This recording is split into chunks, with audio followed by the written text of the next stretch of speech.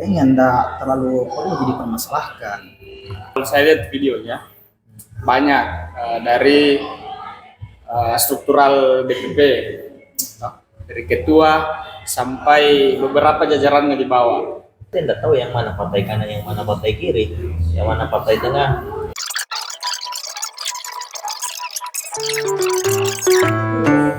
Assalamualaikum warahmatullahi wabarakatuh. Kenalin, kita sembarang dicerita. Kenapa sembarang dicerita namanya? Bagus lah. Iya. Oke, jangan terlalu serius. Iya, sembarang dicerita itu kita terinspirasi karena dengan sesuatu yang di sembarang dicerita itu bisa memunculkan sebuah gagasan yang bisa dibilang menarik, tapi tidak kosong-kosong juga ya. Tidak sembarangan. Tidak sembarangan, karena setiap apa yang kita cerita ini itu harusnya punya nilai dan masalah serius sebetulnya ya. Masalah serius. Banyak ini masalahnya. Masalah serius. Jadi sembarang dicerita itu tidak sesuai tidak seperti namanya bilang sembarang dicerita, tetapi agak serius. Kayak menurutnya ini kayaknya Mas Nas sama Mas Alung, kalau saya kayaknya tidak terlalu bagaimana gitu. Saya cuma melihat bagaimana permasalahan ini yang sedang ramai gitu kan. Jadi di sembarang dicerita ini, yang pertama hari ini kita mau ngobrolin apa nih Mas Nas? Sebenarnya banyak ini mau dicerita, tapi tidak sembarang. Kalau kita sekarang ini ya mas-mas PC lah toh, PC Makassar ini, apalagi di IMM ini banyak sekali sekarang banyak sekali saya rasa perlu dibincangkan toh. Yang hangat-hangatnya sekarang ini kayak IMM toh, itu mau dibawa kepada ikatan mahasiswa Mas Kaisang. Memang lagunya itu. Assalamualaikum Mas Kaisang, IMM datang bawa pasukan. Siapa di situ? Siapa di situ? Itu yang datang itu, kalau saya lihat videonya banyak dari struktural DPP, dari ketua sampai beberapa jajarannya di bawah. Dan yang nantar itu ini mantan ketua dengan ada juga mantan kabit hikmahnya masuk di partai PSI. Nah, ini nih yang sekarang masih perbincangan hangat di anak-anak khususnya kita ini di Makassar toh. Di anak-anak komisariat masih bincangkan itu, dan sudah juga kemarin kita sebenarnya di Makassar untuk peringati hal tersebut. Dengan cara? Ya kemarin kan kita sudah keluarkan pernyataan sikap. Jadi ada beberapa poin itu yang memang sampai kepada kita mendesak untuk turun dari jabatannya sebagai ketua DPP kalau misalnya tidak bisa klarifikasi itu loh. Sebenarnya apa masalahnya itu kalau kayak begitu, masalahnya? Kalau saya sendiri sih itu kayaknya enggak terlalu perlu jadi permasalahkan, karena kalau dilihat ini sekarang jadi banyak selebgram yang maju di pileg, pilkada, dan kurasa kita ini anak-anak organisasi yang bergerak di sosial ini Pak dicederai sekali Pak. Maksudnya ini orang-orang yang bergelut di sosial media, yang berburu profit tuh, itu yang dicalonkan sama petinggi partai. Ya. Sebenarnya tidak salah juga ini DPP IMM antar mantan ketuanya tuh. Cuma mungkin kalau kita di Sulsel ini punya pegangan yang erat teguh dan prinsip-prinsip IMM tidak bisa dicederai. Kalau kita dibilang nih dijual IMM ini Pak, cuma ya kita sama-sama akui bahwa itu salah karena memakai atribut yang juga seperti menjual juga. Cuma kalau maksudnya sebenarnya saya sedikit mendukung karena daripada ini pos-pos pemerintahan nanti itu diisi sama orang-orang yang tidak berkompeten, yang tidak bergelut di sosial, di pengembangan sumber daya manusia, ya lebih baik kita ini yang berproses dari awal. Kalau saya merasa tercederai kalau dengan fenomena-fenomena yang sekarang ini banyak yang dicalonkan sama partai itu artis-artis. Cuman yang menjadi masalah sebenarnya oke lah pembelaannya karena diaspora kader kan, diaspora kader, dan memang itu salah satu tujuannya memang kita di MM bagaimana dibentuk menjadi kader kebangsaan. Tapi yang menjadi permasalahan di sini kita ini sebenarnya mendukung Tung Abdul Musawir ini masuk di PSI, tidak ada masalah. Tapi yang menjadi permasalahan karena bawa ke IMM untuk sampai ke sana. Itu kan lagunya saja, IMM datang, toh, bawa Tung Abdul, bawa pasukan. Jadi seakan-akan IMM yang antar ke PSI. Nah ini nih yang cukup menjadi pro kontra lah, atau di kalangan anak-anak IMM ini, khususnya di Makassar. Nah, tulisan fenomena ini sebenarnya banyak respon, bukan cuma kader. Kita tahu kader IMM ini dia punya berbagai macam kader yang corak-corak pemikirannya itu juga berbeda-beda. Ya ada yang pro, ada yang kontra. Beberapa hal sebenarnya nyambung sekali kalau bahas ini, itu nyambung ke bagaimana kondisi perpolitikan kita di Indonesia, kondisi perpolitikan partai, bagaimana yang kita lihat ya dari banyak tulisan-tulisan kader, gitu kan, tulisan-tulisan kader tentunya kalau kader yang punya jiwa keintegritasan IMM, kemudian idealisme aktivisnya itu yang masih menggabu-gabu, gitu kan, yang menganggap kalau mahasiswa itu sebenarnya tidak bisa atau sangat mencederai kalau dia gabung-gabung dan join di kayak hal-hal yang sifatnya politik praktis seperti partai. Jadi ada banyak tulisan seperti ada juga yang mengafirmasi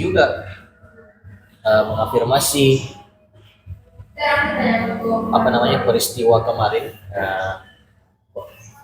pengantarannya Tung Abdul ke PSI itu adalah pengantaran yang menjawab kondisi perpolitikan saat ini, dan itu it's okay aja juga sebenarnya menurutku, gitu kan. Tapi kan ada beberapa hal yang memang seperti hal yang perlu dijaga dalam dunia memang. Bagaimana Kak menurut Pak Nas ini? Itu kan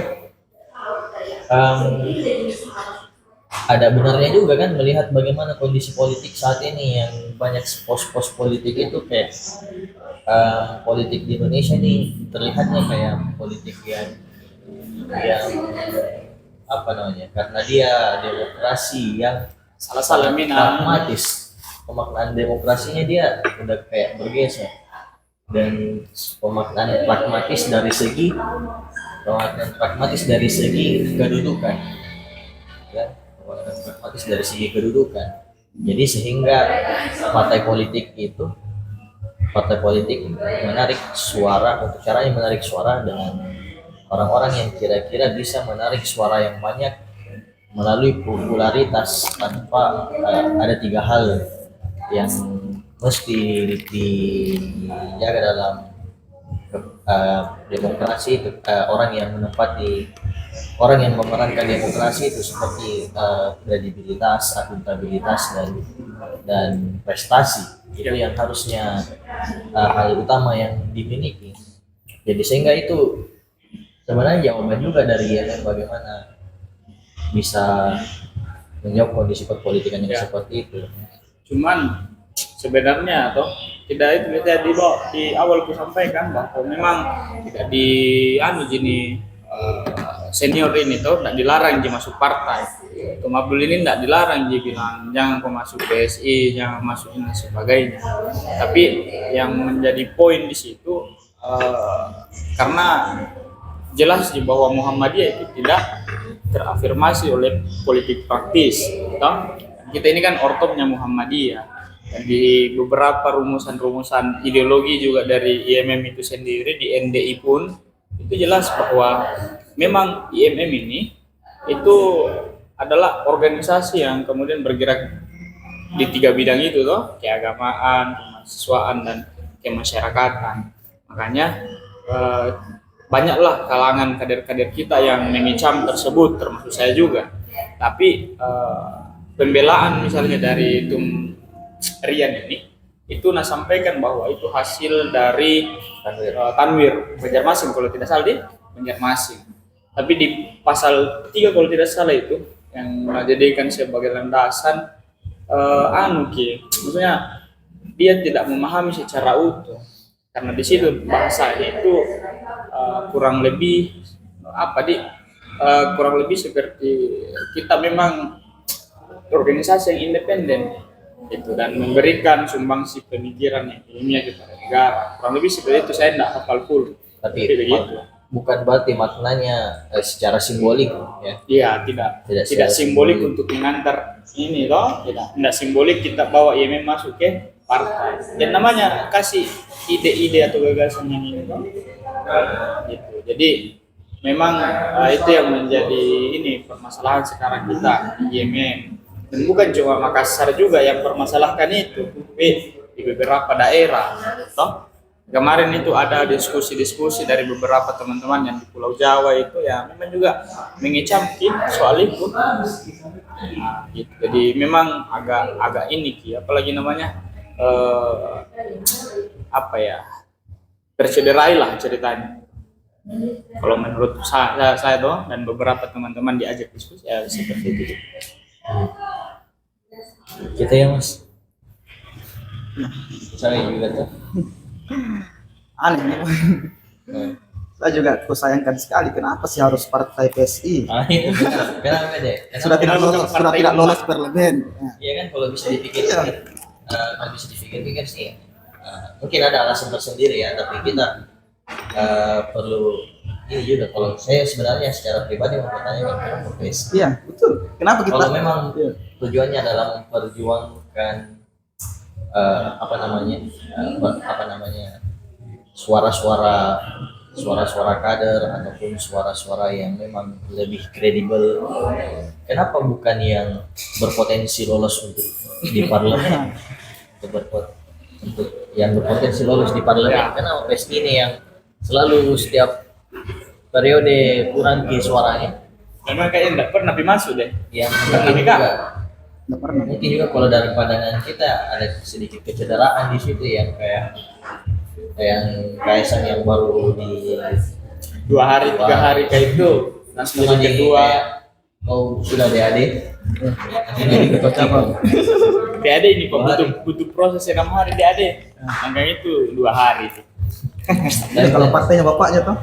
Nah, kalau saya sendiri, kenapa aku sayangkan kenapa enggak sekalian masuk partai yang besar yang sudah lolos parlemen atau yang punya kaitan sedikit tentang ideologi Muhammadiyah. Apa kaitannya PSI? Sebenarnya itu juga Sama-sama saya merah. Iya. Sebenarnya yang saya Tapi permasalahkan. PSI itu sebenarnya keren kalau saya sempat Betul. juga Partai anak muda.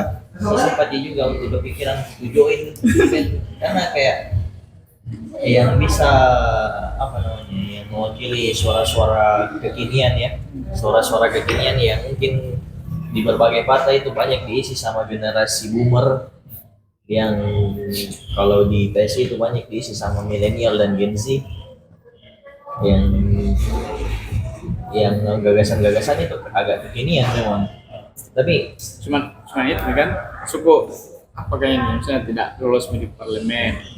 Kalau misalnya kita lihat kenapa tidak gabung di PAN? Toh? Nah, tidak umat tahu.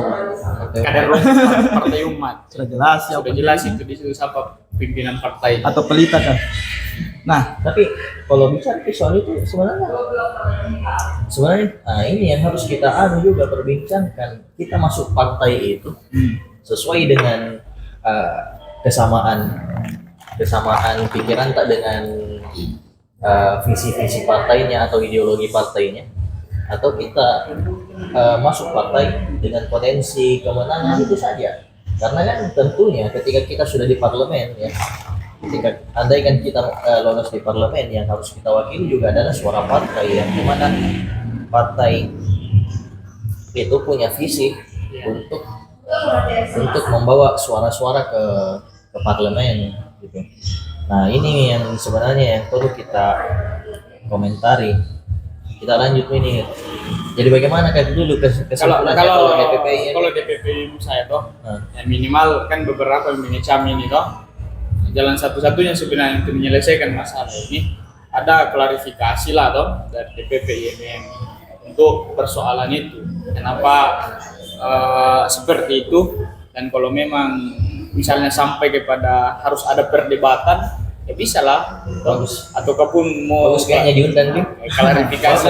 Bisa. Boleh. Ayo, aja ngopi. Kalau bisa Maksudnya- diajak ngopi ya bisa. Nah, gitu kan. Atau Cukup bisa kita dapat pencerahan juga. ya, sempat ada ilmu-ilmu baru kan, dan juga sebenarnya minimal lah di IMM Makassar ini dia klarifikasi toh. Nah, gitu. Nah, seperti itu sih sebenarnya kalau saya untuk DPP IMM, karena kita di akar rumput ini memang agak sulit kalau mau misalnya IMM dicampur adukan seperti itu. Nah, itu sebenarnya.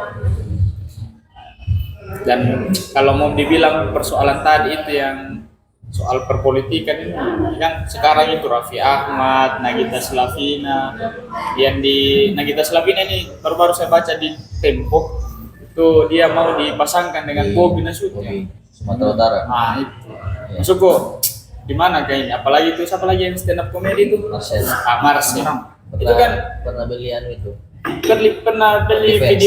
video yang ini kan, maksudku video yang tidak wajar itu. Nah itulah masalahnya juga. Kenapa?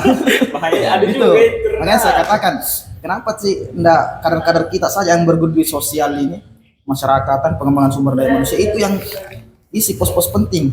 Makanya partai-partai yang Terbukti nih anunya ya. iya yang terbukti Iqbal dan yang lain-lain. Nah sekarang ini ya nih orang-orang yang memang populer lah istilahnya, yang banyak kenal di dunia maya, walaupun tidak berisi amat lah, karena memang konten-konten mereka hanya untuk profit saja. Siapa tahu dia punya gagasan-gagasan politik tersembunyi. Makanya saya permasalahkan juga ini kaca perpolitikan sekarang di Indonesia ini untuk mencalonkan calonnya ya, di pilkada ataupun di pileg ini seperti ya lebih rendah daripada transfer pemain sepak bola. Mungkin pemain bola itu dilihat dari filosofi permainannya dan lain-lain. Kalau ini masalah popularitas saja yang diambil.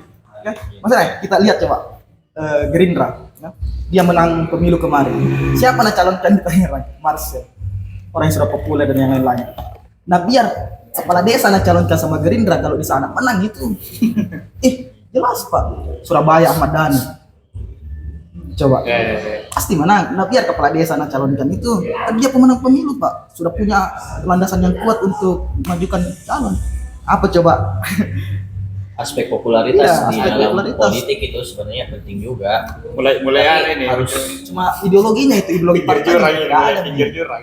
Hilang ideologi partai kalau begitu. soalnya aspek popularitas itu penting juga, karena yang namanya demokrasi itu kan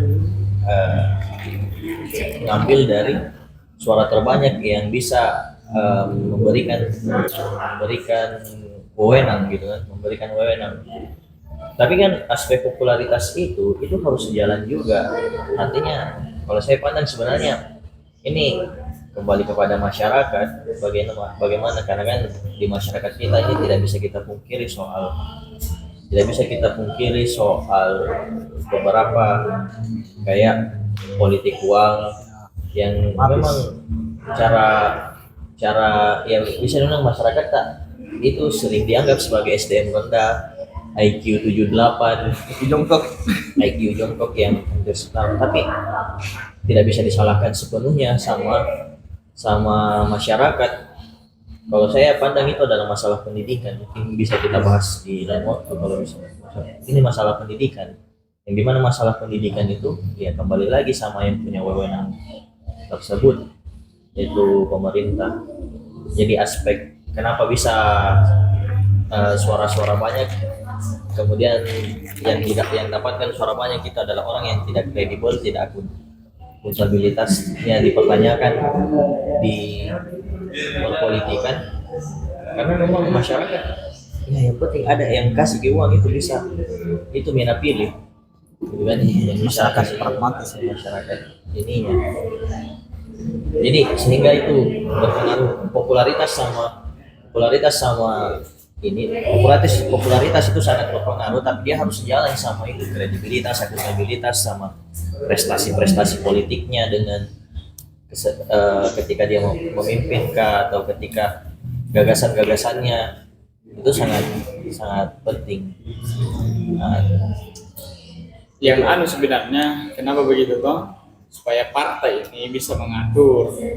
Kan kemarin itu ada bahasa aja itu dari kader apa itu ya itulah toh. Nah, dia sampaikan bahwa kalau kepentingan di DPR itu ya persoalan bagaimana kita partai. Nah, dan juga ini efek dominonya ini, nah, yang kalau tidak sebanding yang tadi itu terkait dengan kancah perpolitikannya dan popularitasnya itu jadi patologi sosial itu. Bukan saya di masyarakat, tapi jadi patologi birokrasi juga. Ini yang gampang nanti masuk suap-suap, apa sogok menyogok.